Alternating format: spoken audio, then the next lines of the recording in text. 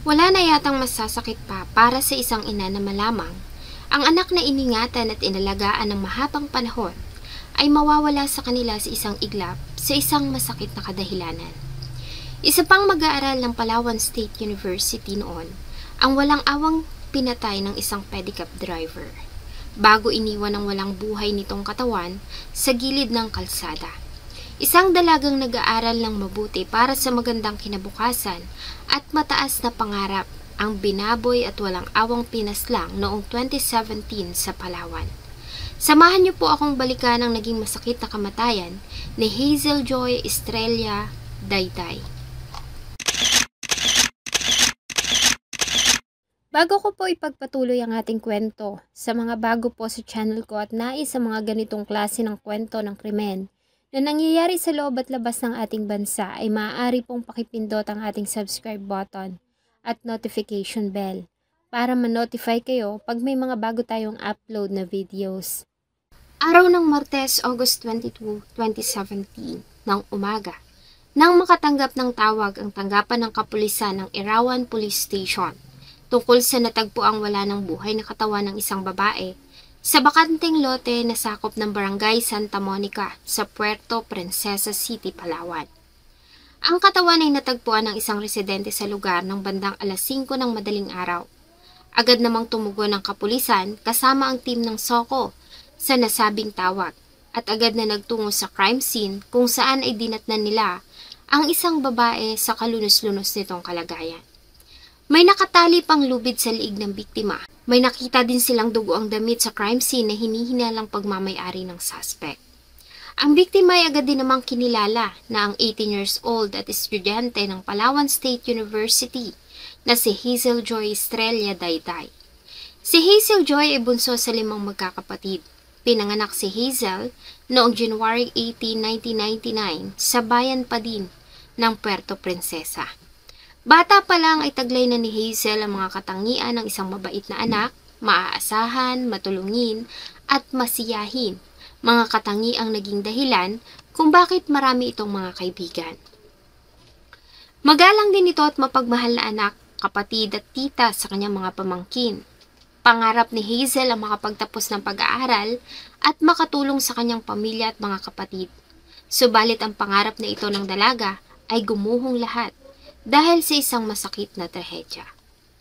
Mula sa kanilang tinitirhan, ay sumasakay si Hazel ng multicab patungo sa pinapasukang paaralan sa Palawan State University na matatagpuan sa pusod ng lungsod ng Puerto Princesa. Mula nang magkolehiyo ay naging routine na ni Hazel ang maagang pag-alis sa kanilang bahay para pumasok at uuwi naman sa gabi sakay ng mga pampasaherong multicab. Gabi na nakakauwi si Hazel dahil sa may unit pa ito na gabi na natatapos. August 21, 2017, araw ng Lunes. Tulad ng nakagawian, ay pumasok si Hazel sa school. Pagsapit ng alas 10 pasado ng gabi, ay nagawa pa nitong magpadala ng mensahe sa kanyang ina at sinabi na nakasakay na siya ng multicab pa uwi. Subalit lumipas ang magdamag ay hindi nakauwi ng bahay si Hazel Joy. Hanggang sa matagpuan na lamang ang wala ng buhay nitong katawan sa bakanting lote sa tabi ng daan sa Santa Monica.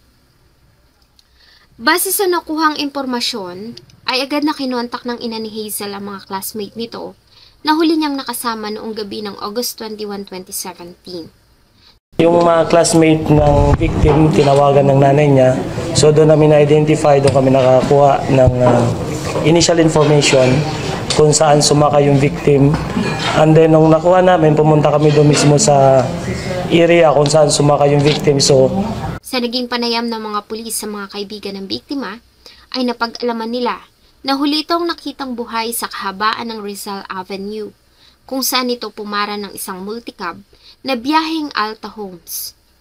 Agad silang nagtungo sa lugar at naghanap ng CCTV. Hindi naman sila nabigo dahil sa nagkalat ang CCTV camera sa mga malalaking establishment doon.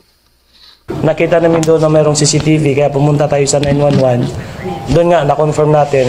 Sinabaybayan natin yung CCTV from Rizal Avenue hanggang doon sa may kanto ng San Manuel. So nakita natin na mula sa kuha ng isang surveillance camera ay nakitang pumara ng multicab ang biktima ng pasado 10:10 ng gabi. Nag-iisa lamang ito na sakay ng multicab sa likuran. Mula Rizal Avenue ay ilan pang kuha ng CCTV ang nakalap ng mga investigador. Pagsapit sa National Highway ng Barangay San Pedro ay huminto ang multicab at mula sa likuran ay lumipat si Hazel Joy sa unahan dahil sa nag-iisa lamang itong pasahero. Sa pagpapatuloy ng biyahe ng multicab sa kuha ng isa pang CCTV, 10:56 ng gabi, ay nakita itong lumiko sa San Manuel malapit sa Kainato Restaurant at mula roon ay hindi na nakita ang sasakyan. Dahil sa ang susunod na mga daanan ay madilim na at walang masyadong kabahayan hanggang sa lugar kung saan natagpuan ang wala ng buhay nitong katawan. Ang CCTV footages kung saan siya sumakay hanggang sa last footage na nakita namin sa San. Bale kasi from M4 sumakay siya, nasa likod siya, mag-isa lang ang biktima natin, mag-isa lang sumakay hanggang nasundan natin ang CCTV hanggang San Pedro, bumaba yung biktima at pinalipat siya ng sa tabi ng driver. Sumakay talaga yung victim doon sa multicab na yung driver ngayon na yung nahuli natin. So doon tayo nakakuha ng initial information kaya natukoy natin yung driver at saka yung multicab. Dahil dito, ay agad na hinanap ng mga investigador ang multicab na huling nakitang sinakyan ni Hazel Joy. At napag-alaman nila na ito ay pagmamay-ari ng 38 years old na pedicab driver na si Raul Busaing, may asawa at residente ng Barangay San Manuel ng pareho pa ring bayan. Napag-alaman din nila na dati na itong nireklamo ng asawa dahil sa pananakit nito at paggamit ng illegal na gamot.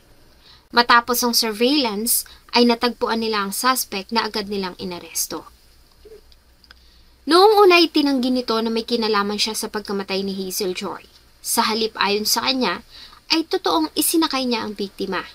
Subalit ibinaba niya umano ito sa harap ng simbahan ng Barangay San Jose bago sumapit ang 11:00 ng gabi.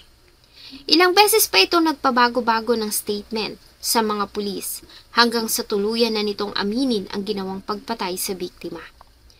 Sa sinumpaang salaysay ni Busaing ay sinabi niya na sinakay niya ang dalaga ng parahensya nito sa Rizal Avenue. Huminto pa umano siya saglit sa tindahan malapit sa barangay hall ng San Manuel at bumili ng kape at sigarilyo bago nagpatuloy sa kanilang biyahe at tinahak ang direksyon papuntang Angeles Farm. Nang marating ang Santol Road, sakop ng barangay San Jose, ay dito na niya umano tinutukan ng gunting ang biktima at hinatak papuntang damuhan kung saan niya ito kinahasa. Pagkatapos ay pinagsusuntok niya ito sa kasinakal ng lubid hanggang sa mawalan nito ng buhay. Bagay na naging palaisipan sa mga pulis dahil base sa resulta ng autopsy sa katawan ng biktima ay namatay ito sanhi ng labis na pagdurugo sa loob ng kanyang katawan dahil ito sa tinamong labis na bugbog sa kamay ng suspect.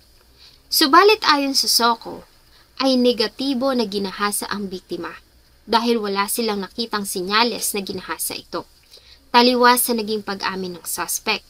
Part doon sa confession niya is napatay niya at na-rape niya. Kaya lang wala kaming indication na na-rape talaga ang kwan.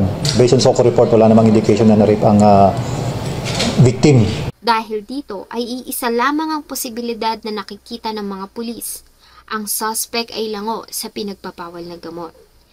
Wag kasi, alam mo naman kasi pag ang isang tao is nandun pa ang effect ng droga, minsan kasi nag-hallucinate pa yan eh. Yung mga nasa utak niya na balak niyang gawin, akala niya is nagawa na niya. Kaya naman ay agad nila itong isinailalim sa drug test at base sa resulta ay positibong gumagamit ito ng pinagbabawal na gamot. Ayon sa panayam ng mga pulis ay lango ang suspect ng oras na gawin nito ang krimen at posibleng inakala lamang nito na nagtagumpay siya sa planong panggagahasa sa dalaga. Maliban dito ay isinailalim din nila sa forensic investigation ang multicab at mula doon ay ilan pang mga ebidensya ang kanilang nakalap. Gaya na lamang ng lubid na kahalintulad ng lubid na nakita sa crime scene at ginamit na murder weapon. 5 upos ng mentol na sigarilyo, hibla ng buhok ng babae na nakita sa dashboard, at iligal na gamot na nakabalot sa balat ng candy. Dahil dito, gamit ang mga ebidensyang nakalap, kuha ng CCTV at statement ng ilang witnesses at ng mismong suspect, ay opisyal itong sinampahan ng kasong pagpatay sa Puerto Princesa Hall of Justice. Makalipas ang 4 na taon, noong October 15, 2021, ay nagbaba ng hatulang hukuman, kung saan ay napatunayan na si Raul Busaing ay nagkasala sa kasong pagtatangkang panggagahasa at pagpatay sa 18 years old na si Hazel Joy Estrella Dayday. Nakamit man ng hustisya, ang pagkawala ni Hazel Joy ay nag-iwan ng malalim na sugat sa kanyang pamilya at sa mga nagmamahal sa kanya. Kung hindi nito sinapit ang masakit na kamatayan, marahil ay unti-unti nang naisa sa katuparan ngayon ni Hazel Joy ang kanyang pangarap. Sa ganitong mga pangyayari ay hindi natin masisisi ang marami kung nanaisin nilang ibalik ang hatol na kamatayan sa ating bansa. Dahil kahit atasan to ay mahihirapang patawarin ang ganitong klase ng mga kriminal. Ilan pa kayang kababaihan ang walang kalaban-laban at walang awang papatayin ng mga lobong nagtatago sa maaamong mukha. Buti na lamang at nagkalat na ang surveillance camera sa iba't ibang lugar na malaki ang naitutulong sa pagresolba ng kabi-kabilang krimen na nangyayari sa ating bansa.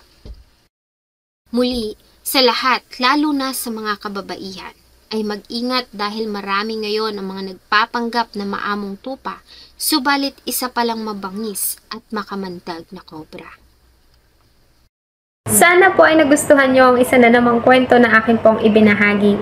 Marami pong salamat sa inyong patuloy na pagtangkilik sa akin pong mga videos. Huwag nyo pong kalimutang mag-iwan ng inyong saloobin at suggestion sa atin pong comment section. Thank you so much po and see you in my next video.